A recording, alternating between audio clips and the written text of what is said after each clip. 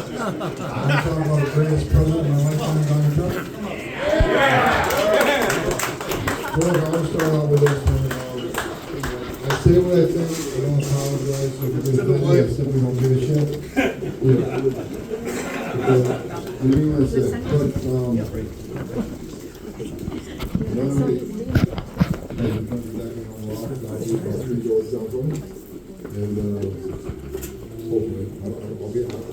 I'm a direct report to the president. So, got a lot of things going on. I'm excited about going back.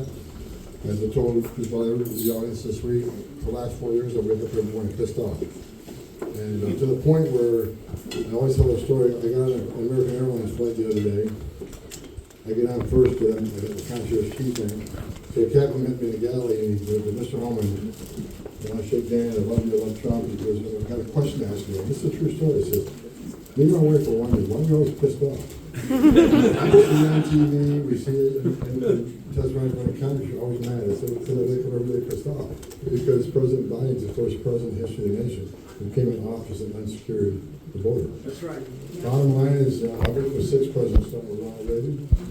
Every president I worked for took steps to secure the border because they understood you can't have strong national security if you don't have border security. We know who's coming in, what's coming in, where's coming in, all that stuff. No one's better than Trump. Trump was unprecedented in his success. Illegal immigration was at a 45-year low. Illegal immigration was down 83 to 90%, depending on what time you frame and looked at. Unprecedented success. Joe Biden that came in office. Joe Biden is the first president in the history of this nation who came in office and unsecured the border on purpose. Going for the most secure border in my lifetime. I started back in 1984 on the Border Patrol. The most secure border ever this nation's ever had, and within 2 months, Joe Biden had historic immigration. Not because he mismanages it, not because he's incompetent, it's by design. 6 months for election, I wrote an op-ed. I said, Joe Biden wins the election, we lose the border. And I was right. Because everything he was saying in the campaign trail, I want to stop ICE detention. I want to give free health care to illegal aliens. I'm going to put a moratorium on deportations. I want to have asylum. I want to get the DACA fixed. All this stuff, making those type of promises to the whole world. The whole world's going to become the greatest nation on earth if they don't think there's consequences. And that's exactly what he did. He opened the border up. So we went to the most secure border in my lifetime to historic immigration. So I wake up really pissed off because I'm shocked that any commander-in-chief would take steps to add more illegal immigration, more illegal drug flow, more sex trafficking, more fentanyl to kill Americans. These cartels in Mexico making more money than ever made. A record number of no suspected terrorists coming to the country. And it's by design. So I wake up every day pissed off because I knew every day this country's at bigger danger. Even Christopher Wray, who I don't like, even he agreed with me that the southwest border is the biggest national security vulnerability this nation's ever seen. So yeah, I wake up every day upset for 4 years. So about a month ago, I'm out to dinner with my wife on Friday night. My phone rings and says, POTUS. That's Trump. And he calls me up and says, all right, you've been bitching about it for 4 years. You coming back? You give me a job offer. And I says, yes, absolutely. Because how do you say no to president, number one? Number two, I actually give you a chance to fix what I've been pissed off about. That's every man's dream. It's every person's dream. So I said, it took me about 3 seconds to say yes. Then he kind of surprised me. He said, well, I want you to control all borders, land border, maritime border, air border. I want you to run the deportation operation we've ever seen. And also we need to find 340,000 innocent children. So I got a lot of work. I actually got a Detroit homeboys coming to work with me. Mark Hall sitting right here. Mark, say hi to everyone.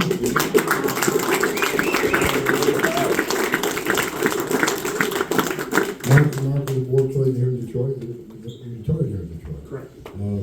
He were classmates, 1984, Border Patrol class 167. Mark had a whole shitload of hair they doesn't have anymore. Curly hair, waving. I think we both did. Yeah, we both did. Anyway, so I got a Detroit homeboy. I'll be with it at the White House, and we're going to get this done for the president and get this done for the American people.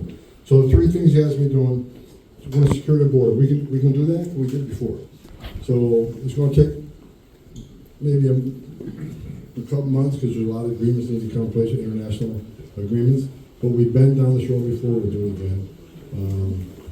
I'm not worried about these other countries because bottom line is Trump's a badass president. He doesn't take no for an answer.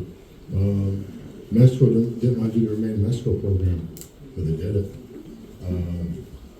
Look what he's already done to Canada and Mexico, just talking about it. They're already coming to the table. Canada's already reached out to me, they want to sit down. Mexico's already reached out. I got New York City Mayor Adams. He called me, I sat down with him. They're all coming to the table because they know Trump won't pull around. He's going to keep his promise to American people. So we're going to secure the border. We know how to do that. This time we're going to finish the job. We're going to finish the wall and get that done. For anybody that questions the wall, walls work. And here's what you need to know. It's just every place they built a border barrier, illegal immigration went down, illegal drug flow went down. But what people want to talk about, the wall saves lives. The most vulnerable of the aliens that come to us are the women and children. Women and children can't go over the wall. I've seen some adults go over the wall, and you got to be pretty talented to get over it. But the wall isn't the end all be all. It gives the border patrol time to respond to the incursion. That's what they do. Walls slow people down. But when no one talks about walls save lives, is women and children can't go over that wall. They're going to a place where there's not a wall, and what's waiting on them? Men and women wearing green. It was the first responsibility to take care of the health needs because a lot of them are in bad shape and we find them. So we're going to finish the wall this time and get it done. And after we secure the border, we're not going to wait. Day one, start securing the border. Day one, we're going to start the deportation operation. We've got 24 field offices across the country, a bunch of sub offices. Every office will be out on the street January 21st to arrest illegal aliens with criminal convictions. Now, President Trump's been clear. We're going to concentrate on public safety threats and national security threats without a gate, which is the way it should be. We're going to get the worst first, and so we're going to be starting that day one. I mean, I got anybody seen it a couple weeks ago. She was amazed. When are you going to start this massive deportation operation? Day one. So no, really. You know, I know with timing and funding and coordination, when do you actually really going to start? Day one. Man, I've been working on this for months. So day one starts. What happens day one? Also, we're going to work with some private groups and try to find 340,000 missing children. And I say missing because over 500,000 children have been smuggled in this country, trafficked in this country, since Joe Biden's been in the White House. And they released them to sponsors. Sponsored and properly vet. Now they lost contact with 340,000. I guarantee you, based on my 3.5 decades of doing this work and doing numerous investigations, some of these children are sex trafficking, some of these children are forced labor. Matter of fact, we've already found some in forced labor working at a meat packing plant, cleaning up entrails on a midnight shift and not being paid. So we already know some of these children are in bad shape, living life for hell. We got to save these children. We'll do the immigration consequences afterwards. Right now, we got to save them, get them out of harm's way. And it's going to be hard to find out. Of all three things, the border, the deportation operation, the children is the hardest. It's because everybody in this room has a footprint. You all own a home, work hard, you pay bills, you get utility bills, you got driver's licenses, you all have a footprint. We can find you. But children don't have a footprint. So we got to count on the footprint of the sponsor. And from my sources, whistleblowers, a lot of these sponsors weren't fingerprinted, weren't properly vetted, and even the identification they showed the government was never verified. So I guarantee you, much of the information is not going to be valid. So they're going to be hard to find. I was honest with the president, that's the hardest of the three. But doesn't mean we're going to do everything we can to find them. And also we're going to ask for the American people so. I said it earlier at dinner. Every parent in this country has an innate ability to recognize when something's not right with a child. Whether you see them at a workplace and they're too young to be there, or you see them with an adult that just doesn't look right. I can't explain it. I'm a parent. I think you all have that ability to say something's just not right. So we're going to create a system where people can contact us, give us a lead. And look, if 1 out of 100 work, I'm good with that. We can save one child from sex trafficking, I'm good with that. So those three things start day one. And I can't wait to get started. And I've already started. I've been out in Texas, I've been in Arizona, I've been in New York. I'm all over the borders now. So I already got the deportation plan Brenton, I'll tell you what it is. There's a lot of Democratic mayors and governors. They said they're gonna put roadblocks up and stop us from doing it. That's not gonna happen. They can either help or get the hell out of the way because we're coming. The Denver mayor says he's gonna put roadblocks up. His police are gonna set roadblocks up on the borders of the city. And I made several comments in the media saying, look, you cannot help.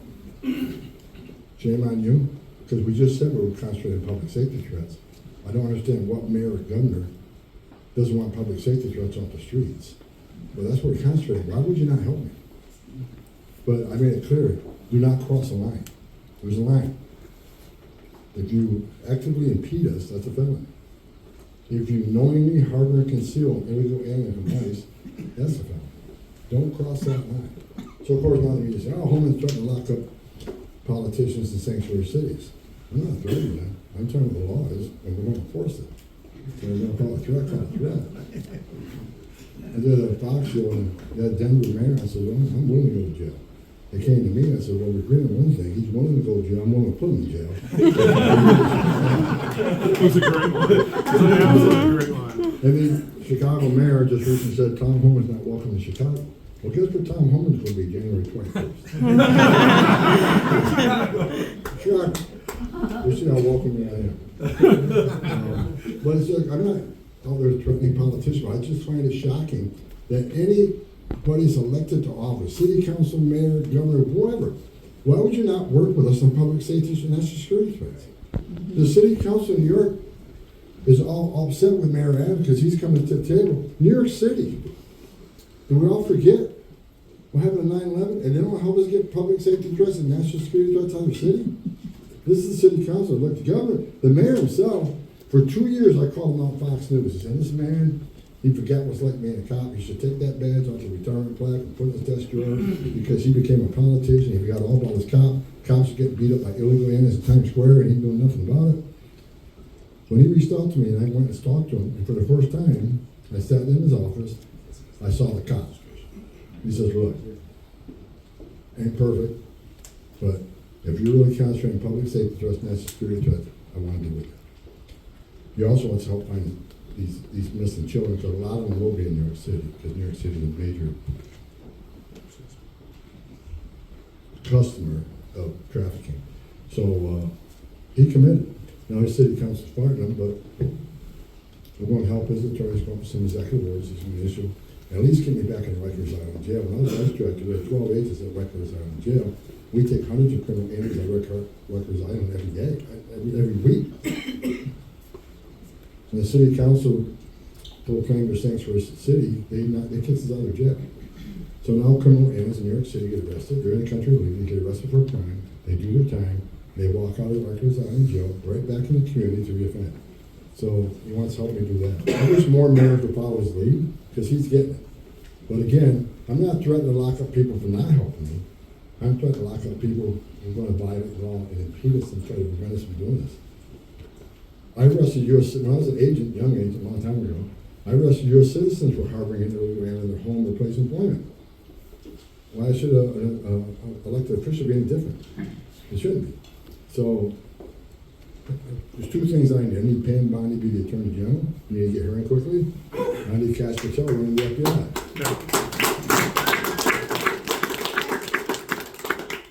So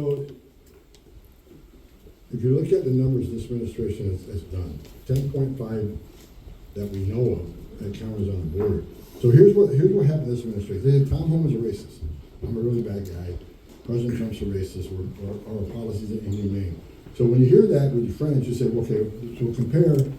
When President Trump had immigration down 90%, what kind of effect did it have on the border? Several nonprofits, nonpartisan groups have studied the issue on the border, and several groups come up with finding that 81% of women who make that journey to criminal cartels is sexually assaulted by the members of the cartels as part of the price of crossing the border. 31% of women admitted it to being raped. 31% admitted it. So how many actually got raped, right? When President Trump had illegal immigration down 90%, when 90% less people were coming, how many women weren't being raped? How many children didn't die crossing the border? How many pounds of fentanyl didn't get into the country to kill young Americans? How many no-suspected terrorists did get? How many billions of dollars the cartels not made? How many women and children weren't sex trafficked? Because 100% border patrols on the board, 100% in uniform on the border doing the national security duty. They're arresting a lot of people until we finally shut it down and then they stop coming. Less deaths, less rapes, cartels make a hell of a lot less money. Now look at Joe Biden. Sex trafficking is up 600%. Sex trafficking women and children, 600% increase. No inspected terrorist, people on terrorist watch list.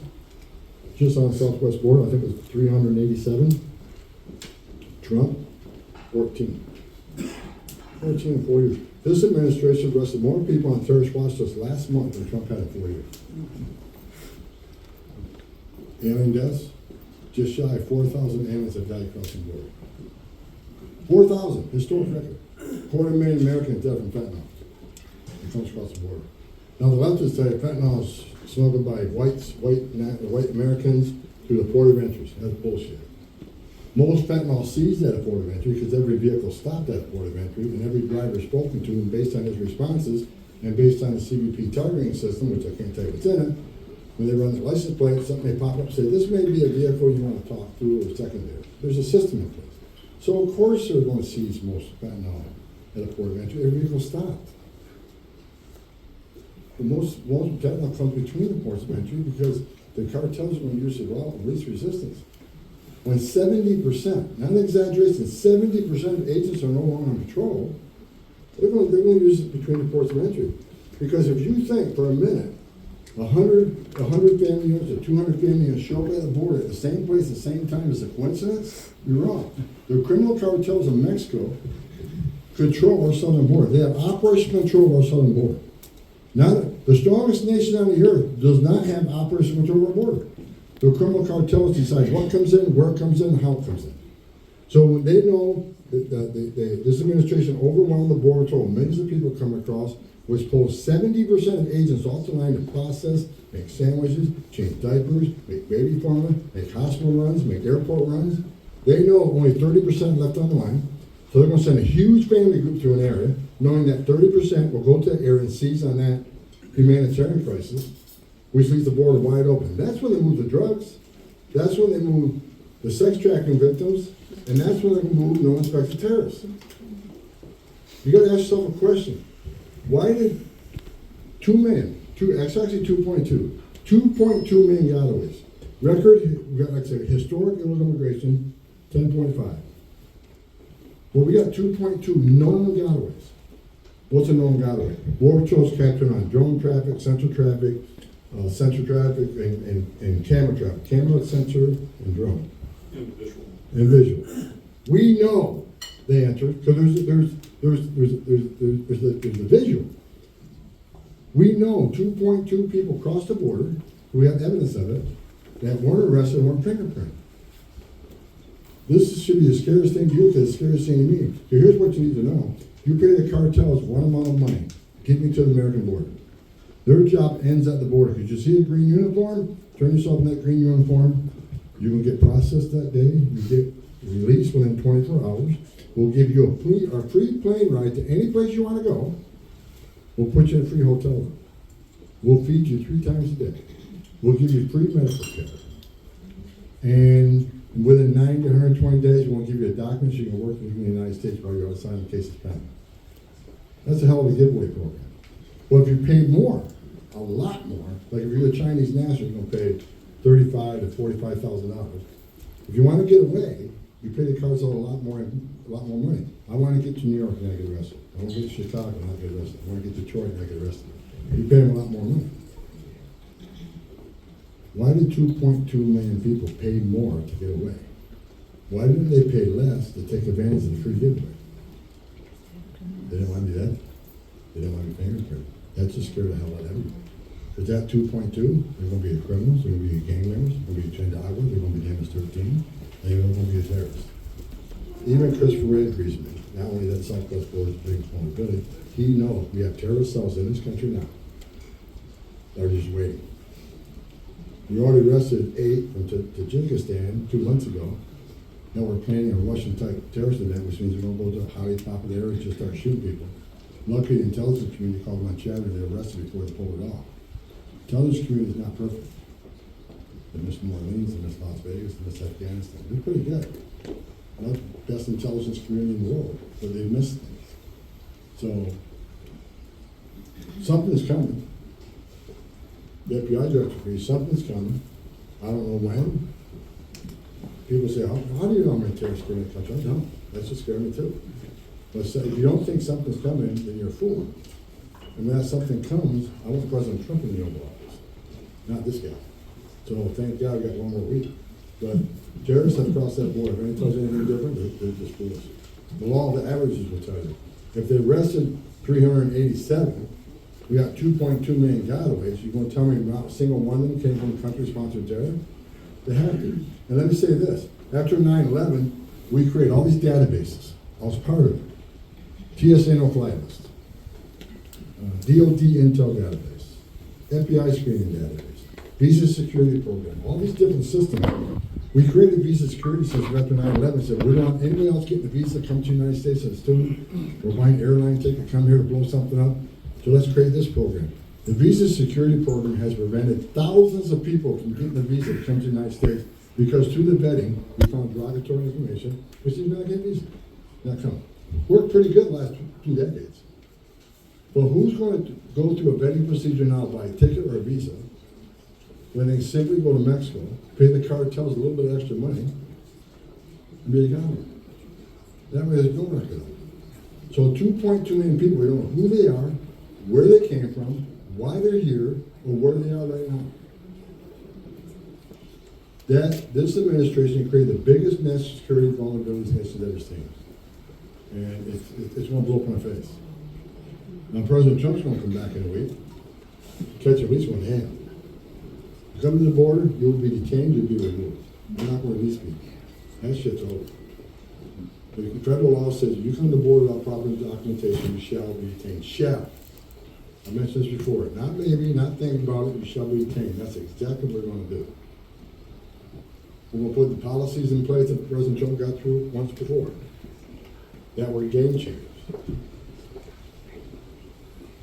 I can't say that. I was going to say that just watch January 20th, the executive orders come across. You think these people hate me now? Wait till January 20th. The President's got some great executive orders coming out, and it's going to address a lot of stuff.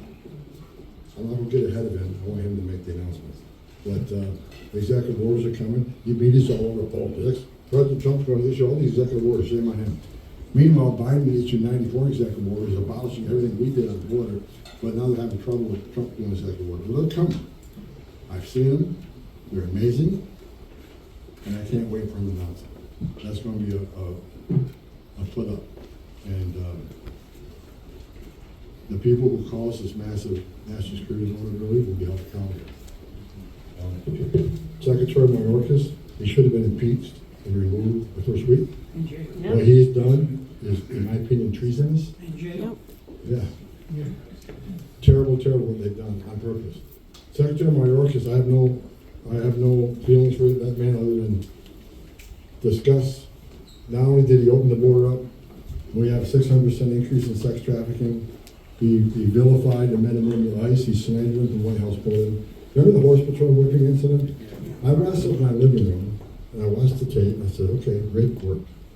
Border Patrol did exactly as I was in the Border Patrol. I know there was engagement. The Border Patrol agents acted excellent how they're trained. Even the horses performed excellent. They did amazing work. The horses are trained the same way New York City crowd control horses are trained. And these Border Patrol agents, they were remarkable. I'm sitting watching, these guys are good. They did nothing wrong. The only people that did anything wrong that day were the Haitian aliens that crossed our border, which is a crime. I had to educate AOC, which happened to be the dumbest person ever elected to Congress. Yeah. That was great. So the Haitians entered religion, which is a crime, and they ignored federal orders, which is a felony. But no one talked about what Haitians did that day. It was about these men in Border. And I know for a fact these men's families were bullied in churches and schools because you had the president, the vice president, and the secretary saying, how racist it was. It conjured images of racism. These men were guilty from day one, with no trial, no judgment, and their career still ain't normal. Because after the investigation said that they did nothing wrong, do you think they got an apology? They didn't get an apology. They were trying to get him, but one guy said a bad word. Unprofessional. We got to get him on that. It's an administrative violation. Another guy, he might have been too aggressive. So even when the investigation came back clean, they were looking for something administratively charged with, so they weren't embarrassed to the whole world what they did. So yeah, the men, and the guy was a board president. Mark was a board president. These are the finest men and women on the face of this earth. Because the only humanity on that border right now are the ones wearing green. I've been down there. They give aliens their lunches because they're starving. They bring toys from their homes to the centers to give them to the migrant children to play with. They take sicknesses home to their families. I mean, most of them, I know Mark's been there, I've been there. When I was in board, I don't know how many TB tests I had to go through. Because you encounter someone with TB, you have to do the whole scratch test and all that. Then you take that home to your families. COVID is not the only thing that came across the board. TB comes across every day. Measles, chickenpox. Trina died, Tom. Yeah, one of our classmates died from infection. So,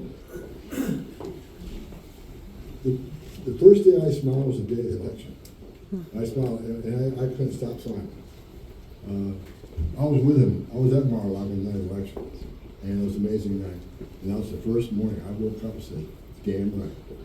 Now we're going to fix this shit, and we'll get it right. We're going to save lives. The secure border saved lives. I wrote a book about it. Secure border, I don't know if I tell you what book it is. Secure border saved lives, because it does. When President Trump had 90% of the fuel, how many women were dying? How many? And look, I'm telling you, right now, I'm talking, it's a beautiful home, great event, but don't forget, when you go home tonight, when you're driving home tonight, I want you to think about this. Women are being raped tonight on the border by members of criminal cartel. Tonight, right now. A child will die in the border tonight. That's what this administration unleashed. So the reason I got so pissed off is because I knew we had this lockdown. When they open the border up, the most vulnerable people in the world are going to come here. If they get released in the United States, they're going to sell everything they own and put it in the hands of criminal cartels who don't give a shit about it. Women, little girls, take the morning after pill. Their parents give it to them, so they know what's going to happen. That is a fact. And the reason I'm so emotional, I take things so serious, because I spent a lot of time on that border. I've stood in back of a tractor trailer with 19 dead people at my feet that baked to death, including a 5-year-old little boy that they're all in their underwear. He's going to try to get relief from the heat. Think of how they died. They were baked to death. And the 5-year-old little boy is the first to die, and during the investigation, the surviving said that little boy begged and begged and begged his father, do not let me die. He wanted to see his mom again. That broke me. They got me to the scene. I was in Dallas. I'll tell you it's one story. I want you to understand what happens on the border. So I was in Dallas giving a speech to the International Chiefs of Police. I get a phone call from the director of ICE, at the time was John Morgan. He says, Tom, you're in Dallas. I need you to get down to Victoria, Texas. There's an incident down there. I need you to take command of and run the investigation. Because he knew I spent most of my career investigating this cartel. So I hopped on an Air Marine flight, smallest plane in the world. We got down there with nothing but clothes on my back. And I got to the scene. The Texas Ranger and the county sheriff took me to the scene and said, okay, this is yours. So I'm standing in the back of the tractor trailer, several bodies laying on the ground. They died when they rushed out, they pushed these bodies on the ground. And I look in the back of the tractor trailer and I see all these dead bodies. All of them in their underwear. And I keyed on a 5-year-old little boy. I thought I was wearing yellow Batman underwear. And I keyed on that because my son had the same underwear my son was buying. So that flipped me out. Anyways, we put all 14 of those people in prison. This stuff happens every day. I've talked to girls, and I always tell this story, I've talked to little girls as young as 9, and got on my knees and talked to girls as young as 9 who were raped by these animals. Not once, multiple times. When you get on your knees, you talk to a 9-year-old little girl and you see nothing in her eyes but dead. Her soul's gone. Everything innocent, pure, is ripped from her. It pisses you off. So now that this administration opened up the gates of hell, President Trump, when he shut it down, We're gonna save this nation. We're gonna save a whole shitload of lives. We're gonna save children. We're gonna save Americans from fentanyl overdose. When President Trump takes control, fentanyl deaths decrease, illegal anti-crime in this country decrease. Then Tren Drago, they're out of business. My gang's bigger than their gang. We're taking them out. And we're gonna be working. Everybody, thank you very much. I'm sorry it was not time